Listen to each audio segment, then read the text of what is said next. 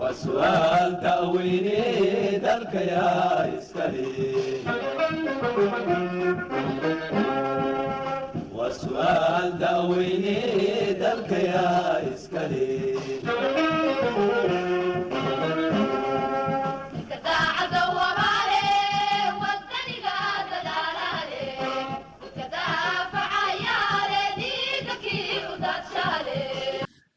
بسم الله الرحمن الرحيم الحمد لله رب العالمين والصلاة والسلام على أشرف المرسلين سيدنا محمد وعلى آله وأصحابه أجمعين مدنيال iyo marweyn assalaamu calaykum waraxmatullaahi wabarakaatuhu kusoo dhawaada mar kale iyo barnaamijka wacyigelinta ee idinkaga imaanaya xarunta Samatalis oo had iyo goor ku howlan sidii dhammaan bulshada Soomaaliyeed looga haqabtiri lahaa wax kasta oo ku wajahan sidii ay dalka si wadajir ah u horumarin lahaayeen isla ahaantaasna ay muwaadiniintu u heli lahaayeen adeegyada ay dawlad uga baahan yihiin iminka waxaan idin soo gudbinaynaa aqoon kororsi la xiriira waxa ay dawlad tahay iyo waxa shacabku ka doonayaan dawladda ee iyagu markaasi dhisteen السلام عليكم ورحمة الله وبركاته دمان أمة الصومالية ميل كستو اي جوغان داليو ديبادبا وحانكو سلام يا سلامة إسلامك السلام عليكم ورحمة الله وبركاته ولا ليال وندو ومركي لباد وانو برنامج كسو ديني نو حرونتان او سامتاليس وجيدادنا وحاويان إن أمة الصومالية وعيقلين baraarujin aanu u samayno fahamsiino marka su'aasha hadda la weydiiyey oo ah heerka dowladnimadu Soomaalida maanta ee ka marayso levelkan inaan joogno heerka inaan joogno maxay tahay dowladnimadii waxaa noo sharxay walaalkeen Saleemaan si kooban u sheegay inay tahay dowlad macnaheedu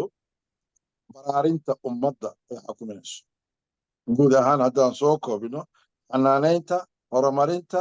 wanaajinta ummaddaas ay xukuminayso saaxiibkay ku xigay mastardaad isna wuxuu ka sheekeeyey xorriyaddii iyo dhaqankii iyo inaan reebaadiye ahayn inaan gumayso wax noocaas waxaan filayaa su-aashaas anigu waxaan qabaa si kaleeto oo marna la siman aragtidooda qofka bini aadamka ahi waxa uu yaqaano ayuu wax ku qabsadaa sideedaba dowladnimo ilaa iyo 60kii ilaa maanta xor baanu nahay bimacnaa kelima xorriyad baanu haysanaa waaye laakiin ma aaminsani anigu inay Soomaalidu xorriyad haysato ama ay garanayaan macnaha xorriyadda iyo dowladnimada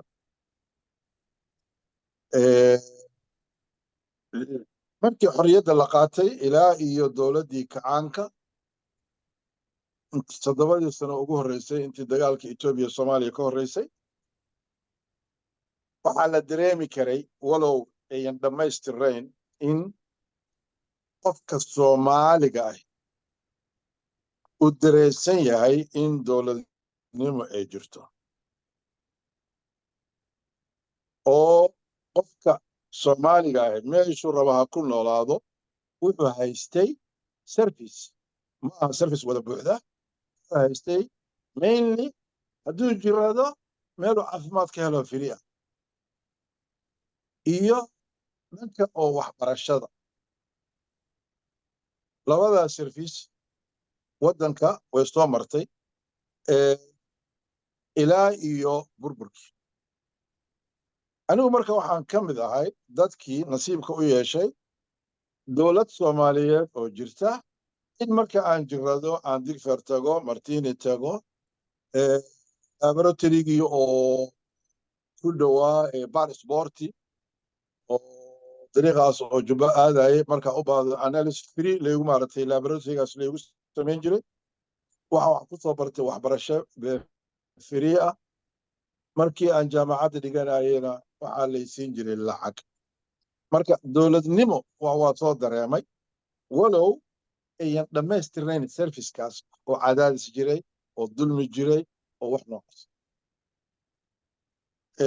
heerka aanu taagannahay marka maanta waxa ina baday weeyaan maalinkii dowladdii kacaanku ee dhacday oo hadda laga joogo muddo 34 sano wiilkii ama gabadhii maalintaas jirtay 15 sano maanta 50kii buu dhaafay dowladdii waa ina ka burburtay waynu kala yacnoo nin walba qabiilkiisii buu aaday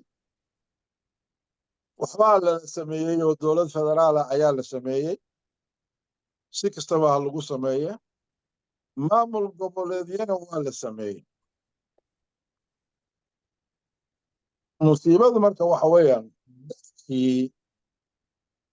iyo dowladdii dadka u qabtay maamulka ama federaal ha noqoto ama gobollada ha noqdeen ma ayan noqon dad aaminsan ama fahamsan maxay tahay dowladdii qofka soomaaliga xukun buu raadinayaa laaluush buu ku bixinayaa lacag buu ku bixinayaa qabiil buu ku raadinayaa laakiin waxa uu u socdo ma aha in uu intuu dowladnimada qabto ummaddan uu baraariyo caafimaadkeeda waxbarashadeeda wax noocaas dadkayniina inna haba yaraatee noloshoodii waxaa ka baxday saamayntii dowladnimada oo qofkii soomaaliga ahaa meel allaaliyo meeluu ku nool yahay isaga iyo dowladdu waa wax kala baxsan caafimaadkiisa isagaa isdabiraaya waxbarashadiisa lacag buu la baxaaya hadduu dhib ku dhaco qabiilkiisa u imaanaya hadduu maxkamad aado laalush buu bixinaya qofkii marka soomaaliga ahaa wuxuu noqday qof aan dareensanayn dowladda dowladnimadana waxay u yaqaaniin ka markaa xukunka qabtay iyo reerkiisa iyo walaalihiis iyo asxaabtiisu inay wax kasta ay xalaal u yihiin dhowr jeeroo aan tegey soomaaliya dadka waxay ku leeyihiin nagadaa 5 sanaha iska haysteen qof baa wuxuu ku leeyahay warkaasoo dowladnimada xiniyihiisa iyo raganimadiisa ayuu meesha ku tegey oo kursiga ku fuul wax oo ah compromise bulsho oo laisla leeyahay oo sida walaalkeen Saleebaan uu sheegay check and balance oo sharci baa la samaynayaa dastuurka loo siman yahay dadkeennu ma fahamin waana sababta aanu wacyigelintan aanu u samaynayno si dadku bal intay dib u xisaabtamaan ee u fahmaan macnaha dowladnimada ilaahay subxaanahu wa tacaala ayadda qur-aanka waxay ahayd in allaha laa yuqayiru biqowmin xataa yuqayiru maa bianfusihim qofka soomaaliga inuu karaamo darro ku noolaado ilaahay uma qorin inuu caafimaad indiya u aadayo etoobiya alla uma qorin inuu waxbarasho aan tayo lahayn ilaahay uma qorin inay 90% dhalinyarteenu shaqo la'aan tahay ilaahay uma qorin inay wax mihnada oo technical know how ah dadkeennu ayan lahayn dhalinyartan ka hadlaya aniga ayan lahayn ilaahay uma qorin yaa waxaana baday marka dadkeennii oo aan fahamsanayn dowladnimada dadka ina xukuma oo aan dowladnimadii aan garanayn war dowladnimadu maxay tahay qofka madaxda ah waa in uu ku fekero war dadkaygu maanta sida ay yihiin waa in ay berri ka fiicnaadaan dad madax noo ah oo ina soo maray intii burburka oo fikirka aaminsan ma jirto 90% waxaanu ognahay shicibkuna ay og yihiin in dadka madaxda ahi ay u joogaan maslaxadooda ay ka taajiraan ka xoolaystaan nepotism qaabiil wax noocaas dadkeenniina ay iskala qabsadeen oo dowladnimadaba ay u arkaaneen war qofkaa meesha yimi wuxuu rabo ayuu sameeyaa wuuna ka xoolaystaa wax oo xisaab iyo wax noocaasana ayan jirin marka heerkii aynu joogno waxaa keenay dadkeennii oo dowladnimadii fahamkeedii si khaldan u arka waan u fahamsanay haddaan soo koobo iyo dadkii soomaaliya gacanta ku dhigay oo maamulayay ama madax ha noqdeen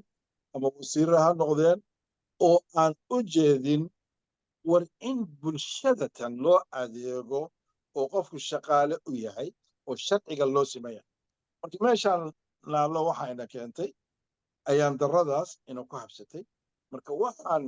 ummadda aan rabnaa samatalis baraarujin fahamsiin iyo ka yabqaan baararka yidhaahdaan ama ay wax akhriyaanin dadkeena wax ma akhriyaan war akhriska ha la badiyo war yutuubiyada hal badan oo dadka nolosha ka dhacay oo ummadda qabiilka iyo qurunka iyo kala fogeynta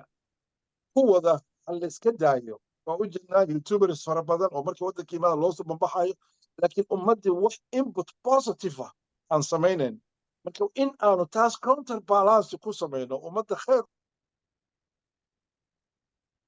sheegno soomaalinimo u sheegno dowladnimo u sheegno dadkeenu marka inta isu yimaada yidhahdaan waryaare war nimankan wax ay sheegayaan waxbaa ka jire aanu xisaabtanno dadka inoo taliyaa dowladnimo ma noogu taliyaa ujeeddada iyadu waa intaas in dadku iyaga ay ka timaado waxaana wada waa dareen soomaalinimo islaamnimo dadkanaga oo sidaa daaya aan sheegay ilaahay uma xukumin laakiin lax walba shilalkiisa dhigto ayaa lagu qalaa ummaddeena soomaaliyeed waa layna kala hayaa midaan federaalku iyo maamul goboleedyadu ummadda way kala hayaan si ay dantoodu u fusho qofka soomaaliga qofka kaleta cadow looga dhigay 34 sano waa isdilaynaa dowladnimo ma hayno waxaan dareemay marka in dadkan ummadda soomaaliyeed madaxda u ah inay ummadda kala hayaan laakiin shicibku isjecel yahay gobollada markaad gobol u soo qaadato marka maamul goboleedyada dadka ku dhaqan sidaas baa loo kala hayaa waana xaqiiqo jirta gobolku rabo ha noqdo maamul goboleedku rabo ha noqdo dadka maamulaya ummadda waxay isugu dhexgeliyeen nacayb iyo qabiil si ayan u midoobin si ayan quwad u yeelan si ay iyaguna ugu dulnoolaadaan ugana danaystaan waana midda keentay maanta in dhallinteennu ee dalkeennii ka cararayaan sababtoo ah dhallintu waa dhallin soomaaliyeed waa dhallin ku nool maamul goboleed xyz ilaahay wuxuu ka abuuray qabaa'il litacaarafu laakiin midba midka kaleeto ayuu ka baqayaa si ay danta kuwa xukuma ay u fusho oo aan looga hor iman qof walba meeshiisii ayaa waxaa ku helay marka cudur shaqo la'aan xirfad la'aan gaajo yani disparate qalbijab dadku wax aan soo socon bay sugayaan suu saaxiibkee u sheegay teeda kaleeto haddii dadka dhalinyarta ah ayan isdhexgelin oo ayan doodin oo ayan dalkooda qiimeyn u samayn war ilaahay muxuu u qadaray adoo jaamacad ka soo baxay inaad baalasho noqotid ama baawur lagu gado dhaweeye la yidhaahdo iyadiyo dad aan istaahilin ee yurub iyo ameerika intay ka yimaadaan qofkaasaa madaxda ah dartiis ay qaraabo yihiin boosad fiican ku helay qofna dowladnimada uguma siinayo saxan dahab dowladnimada waa loo kaca okay dowladnimadu shuruuc bay samaysaa baa hadaaya salamaan noo sheegay shuruucdaas bee dabaqdaa dastuur baa la qortaa waa in loo siman yahay laakiin waxaynu u jeednaaba in wax shuruuc oo la samaynayo ama la fulinayo oo ummadda wax u taraysa jirin aan ka ahayn shuruucda in cashuur la ururiyo masal ma idin siinaya haddii dowladdu ay soo saarto sharci ah qofna baabuur ma wadi karo ilaa uu leysan qaato oo iskuul wiido uu soo maro oo markaas taraafikadu intay fuliso sharcigii baabuurka qofkii aan haysan leysan ee ganaaxdo ama ay baabuur ka qaado ama ay ka fariisiso ma jirto wax sharciya oo dowlad goboleedyada ama dowladda federaalka ee Soomaaliya ee ka soo saartay korontadii baa lagu dhimanayaa 34 sano ayay maamul goboleed 24 sano 30 sano ayay maamul goboleed samaysan yihiin wax baarlamaanku sharci uu ka soo saaray ummadda fiiriya waxa dowladnimadu maxay tahay waa inay baraarisaa ummadda wanaageeda ka shaqayso caafimaadkeeda waxbarashadeeda nolosheeda nabadgelyadeeda guriyii baa koronto loogu leeyahay wax sharci ah oo haba yaraatee korontadu ay leedahay dalkeena ma jirto habeenkii baabuurta waxaa lagu socdaa maamul goboleedyadoo dhan dalka fuulka ah waxaad garanaynaa marka saddexdaa example waxay idinkaga filan tahay in dadka ina xakuma ayan kala jecleen yacni shilalka ugu badan baa ka dhaca Soomaaliya dadka ugu badan baa ina ka dhinta dadkeenni marna xabad buu ku dhimanaya marna baabuur buu ku dhimanaya marna bad buu ku dhimanaya Itoobiyaankiina dhulkeena soo galaya misalan ba dowladda waxa sharcigeedu yahay in xuduudda ay ilaaliso xuduudda wixii soo galaya inay sugan tahay haddii dowladda federaalka ay taa ku saakiday war maamul goboleedyada jira maamul goboleed kasta wuxuu leeyahay wasiirka arrimaha gudaha baba waxaad arkaysaa malaayiin Itoobiyaan oo soo galaya qaxooti waddankayga yimaado waxba kama qabo amba qaxooti baan ahaan jiro laakiin anugu markii aan qaxootinimada aan galay boolis baa ay qabtay faraa layga qaaday interview baa layga qaaday waa lay warsaday caafimaadkayga la baaray layma ogoleen inaan meel bulshadu tagto aan dhex galo ama iskuul aan galo ilaa caafimaadkayga la baaro innaga waxaa inu ku soo jabay oromo Etoobiyaan baa inu ku soo jabay oo weliba dhaqan xumada iyo aaway wasaaradii arrimaha gudaha saareed arrinta inay wax qabato shicibku intaas way cabanayaan marka shicibku inay inta cabtaan maahe waxay noqonaysaa marka anarki inay abuuranto hadhow sharcigii iyagoo ay gacantooda ku qaadaan taas waxaan uga jeedaa war dadkan ina xakumaa shicibka uma naxayaan wallaahi inayan kala jeclayn kii kasar ku dhaco kii cudur ku dhaco kii balaaya hesho wallaahi inayan kala jeclayn ma fahamta marka innagu war dhimanaya aynu isbadbaadinno weliba dhalinyarada jaamacadaha ka baxay gidaarada fadhiya warkadooda dowladnimada war dowladnimada raadiya war sharci in loo sinaado aynu raadino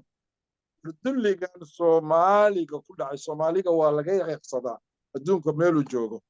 waa dad individually oo qofka Soomaaliga shakhsiyan waa qof hadduu helo dowlad wax barta ama tacliim barta waa dad oo ilaahay uu ku manaystay caqli fiican laakiin isu tag iyo wada jirkoodii baa baaba'ay wuxuuna ku baaba'ay waa layna kala hayaa waxa ina kala hayana waxa weeyaan kuwa ina maamulaya marka in aynu fahamno waa in aynu fahamno Soomaaliya isgarabsanno kuwa maamul goboleed wada degan iska saaraan tafaraaruqa nin walba meel baa cudurku dawo ma haysto oo niis waxbarasho ma haysto oo hooyadiis caafimaad ma haysato oo shaqo ma haystaan oo xirfad ma laha inta idin kulminaysa ka waran oo yani idinka dhaxaysa inaad ka gelgelataanin cadaalad inaynu helno dowlad fiican inay helno sharciga loo siman yahay shaqada qof kastaba lagu siiyo taqaanaa ayan ahayn keebaa ina adeerkiiyo keebaa abtigiyo dhaliyo keebaa sidigiyo keebaa ina adeerka waxa keliya aynu kaga bixi karno walaalayaalow waa inagoo dowlad wanaag samaynaa oo dowlad wanaaggaas sharcigana loo siman yahay war ninka madaxweynaha ninka wasiirka ah oo tuuga noqday oo ummadda ka xoolaystay waa in aynu mustaqbalka maxkamad geyno waay طبعا وجد واحد كان عاية دولة الفدرال وإننا محكمة جينا وإننا حكونا إنجو أنا أفيرنا قبل إذا ماذا سيد صاحب كي أوشاقي وردت dad xooleysanaya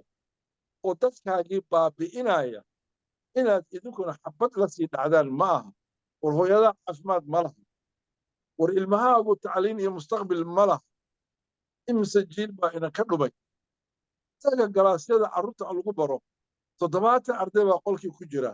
macallinka fiiriya darxumada haysata iyo lacagta uu qaadanayo marka waxa weeyaan war ummaddan aan isgarabsanno war ha la fekero ha la doodo ha laga doodo dowlad wanaag see baynu ku helaa 34 sano jahwareer baynu ku jiraa anigu badanaa maqaalada waxaa Soomaaliya waxaa ku habsaday kuwa aan lahayn legacy aan ka tegin legacyda keliya ee ka tegayaan waxa weeyaan inay milyaneero noqdaan in badan baa waxaan iri example yar عمر بن عبد العزيز خليفة أمير المؤمنين لو وايي وقتي وحكمايي عالم الإسلام قف صداقات markii uu dhintay Allah u naxariistay wuxuu ka tegay 7 dinar walaalkiis ka horeeyana Marwan markuu dhintay waxa laga dhaxlay alif dinar oo dahab ah ummaddu waxay dhan buuxad aakhirkii alla muxuu qadaray in Marwan carruurtiisii ay suuqyada sadaqaystaan magan Allah dhaaf markii ummadda xoolaheedii la xaday oo uu dhacay waxa weeyaan baraka mala baraka ilaahay ma barakay Umar bin Abd Aziz markuu dhimanayay 7 baa laga helay markaasaa nin la taliyaa wuxuu ku yiri Umarow intaas amir muuminiin ahayd waxay laba sano xakumay carruurtaadina 7 dirham baa uga dhimatay markaasuu wuxuu yiri 7 dirham baa ilmahayga uga dhintay haddii ilmahaygu ay noqdaan ilmo saalixa Allahu waliyu saalix haddii ay noqdaan faasiqiina xoolo fusuq ku sameeyaan ugama tegin ilaahay waa barakay walaadiisii way dhaqmeen jihaadkii bay galeen wax noocaas walaalayaal ummadda Soomaaliya dadka madaxda u ah ilaahay ku ibtileeyay xoolo raadi waxa aad raadinaysid dadkaaga gasho war legacy ka tag taariikh samay allaha lagu dhiso maanta haddii maalin xun tahay oo nolosha dadka aad wax ka bedeshid war berito waa lagu xusayaa taariikhda aad xusaysaa laakiin shilin baa cunay kan ugu faqrisan iyo kan malaayiinta haysta isku mid cunaan isku meelna waa seexdaan xadiiskii rasuulku waxa qof oo ilaahay caafimaad siiyo luqmadiisa haysta kaana fi xadaafiir dunya kullaha ummadda Soomaaliyeed ay isgarabsanno maamul goboleedo dadka iyo dhalinyarto isgarabsada war dalka idinka bedeli kara war annagu waa odayoonay talo iyo waano un baa nagu hartay samaka talis baana la yiraahdaa dalkeena waxa qabsaday niman youtuberisa oo ummadda xumaato iyo qabiil iyo cay dadkuna waxay noqdaan waxa ay dhageystaan si taas looga baxo ayaana waxaanu sameynay inaan wax wanaagsan ummadda u sheegno la dhiirigeliyo inay ummaddu fikirto alaykum salaam wa rahmatullahi wa barakatuh mudanayaal iyo marwooyin mar labaad iyo mar saddexaadba waan kaga mahad celinaynaa waqtigiina qaaliga ah ee aad siiseen dhegeysiga qormadan aynu hadda idiin soo gudbinay waxaad naga sugtaan waa samatalis oo mar kale idinku soo noqota oo mawduuc cusub idiin keenta intaan dib dambe u kulmi doono waxaan idinkaga tegaynaa wasalaamu calaykum waraxmatullaahi wabarakaatu